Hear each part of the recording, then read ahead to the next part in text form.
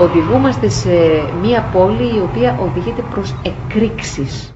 Θα έχουμε συγκρούσεις προαστίων των Παρισίων σίγουρα σε ένα συγκεκριμένο χρονικό διάστημα. Καταλαβαίνετε πια ότι μιλάμε για μια Αθήνα η οποία αλλάζει και βράζει.